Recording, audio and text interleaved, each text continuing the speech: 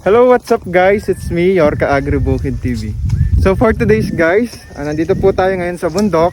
Papakita ko sa inyo kung paano sila mag-ani ng mga gabi. Ayan po yung mga gabi. Ganyan po sila mag-ani mga kagri. Ayan. Andito po tayo sa mga tribo ng ating mga katutubong Aita dito sa Kawayan. Ganyan po sila mag-ani. Ayan po yung ani nila mga kagri. Ayan sila. Ayan. Yung nanay po nila is yung nagbubungkal po ng gabi. Tapos kinukuha po ng anak nila. Tapos sila po yung naglilinis ng mga ito. Sa Kapampangan, tinatawag po namin itong sinisimay. Ganun po. Tapos po yung kanilang tatay ay nagtatahi po ng gabi. Ganyan po ang bentahan dito sa amin mga kagri. Ayan, isang sako po yung bentahan dito. Yung nasa estimated price po daw nila is 3,000 po yata itong isang sako itong mga kagri. Assorted po yan .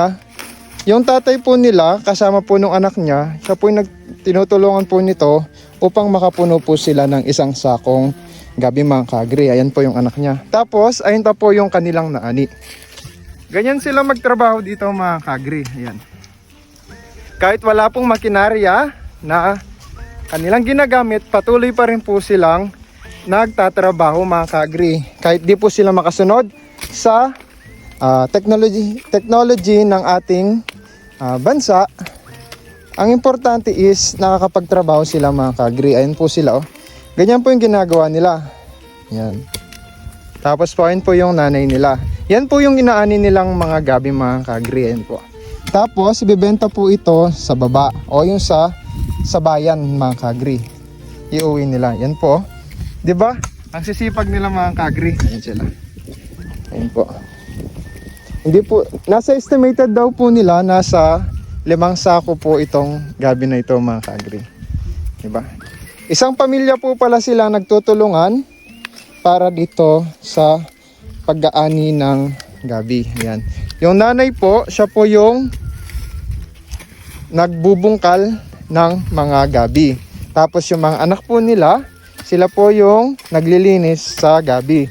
Pagkatapos, yung tatay po at saka yung isa nilang anak ay yung nagpupuno ng sako mga kagri. Ayan. So, ayan, patapos na po sila. Ayan, sa kanilang dinilinis mga kagri. Itong isang pamilya pong ito ay sila lang daw po yung nagtatrabaho sa kanilang taniman mga kagri.